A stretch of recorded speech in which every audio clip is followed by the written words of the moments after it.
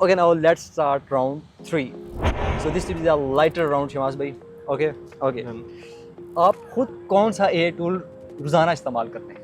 मैं रोज़ाना perplexity, chat GPT और कर्सर यूज़ करता हूँ। कर्सर भी यूज़ करते हैं. ओके. क्या आप AI से अपने कपड़ों में पहनने का इंतखाब करते हैं या कर सकते हैं? कोई करना चाहे कर सकता है, लेकिन मैं तो नहीं करता। ओके.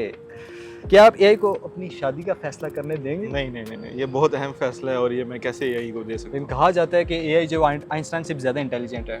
हाँ, लेकिन वो एक जनरल डाटा के ऊपर ट्रेंड है जो कि यूनिवर्सल हर एक का डाटा है। अब मेरी जो रिक्वायरमेंट्स और मेरी जो प्रायोरिटीज़ हैं वो मैं खुद सेट करूँगा, वो मुझे पता है, तो ओके. इसलिए मैं एआई से यूनिक तो हैं नहीं आप. करूँगा। ठीक है. और AI से मीम्स बनाई जाती हैं, तो क्या ये एक हुनर है या मजाक? हाँ, इसका जवाब वैसे बेहतर आपको देना चाहिए कि एथिक्स के अंदर है कि अगर कोई ऐसी चीज़ ना हो जो शरन मसला हो जिससे, तो फिर तो कोई मसला जायज़. नहीं। ओके. और AI को दीनी मदारिस में पढ़ाना ये कोई ख़तरनाक चीज़ है या एक आपका ख्वाब है? हाँ, मेरा ये ख्याल है कि एआई का यूज़, उसका एज अ टूल, उसके फ़ायदे, नुकसान और उसको समझाना ये ज़रूरी है ताकि उनको इस चीज़ का पहले से पता हो, क्योंकि एक टाइम था जब इंटरनेट और मोबाइल से भी हमने बचने की कोशिश की, लेकिन एक टाइम आया कि वो हर जगह पहुंच गया, तो इसको अडॉप्ट करना ही पड़ेगा। ओके. और AI से मुतल्लिक कोई ऐसी बात जो आपको रातों को भी जगा के रखती है?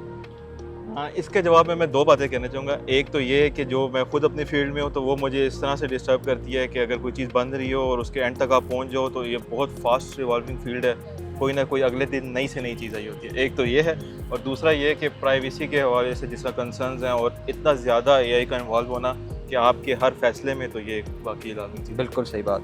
ओके. और AI के दौर में नौजवानों को आप आखिर में क्या पैगाम देना चाहेंगे? आप नौजवानों कैमरे को देख के भी ये पैगाम बराह रास्त नौजवानों से मुखातिब हो जाएं.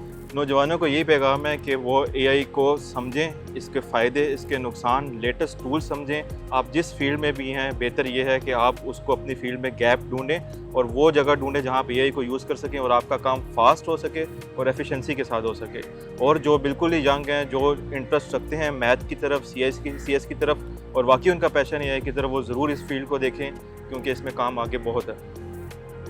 बहुत शुक्रिया शमास भाई. इंशाल्लाह आपसे हम जल्द जो है डिटेल इंटरव्यू में मिलेंगे. इंशाल्लाह। और इंशाल्लाह हम जो डिटेल्ड सीरीज़ है आर्टिफिशियल इंटेलिजेंस के हवाले से जो आम लोगों के इस्तेमाल में उसको हम कैसे ला सकते हैं, उनके लिए कैसे वो उसके फ़ायदों से मुस्तफ़ीद हो सकते हैं, इंशाल्लाह बहुत डिटेल में हम शमास भाई से जो है वक्त लेके तो उनका इंटरव्यू करेंगे और इनसे हम पूछेंगे. तब तक के लिए अल्लाह के बाद.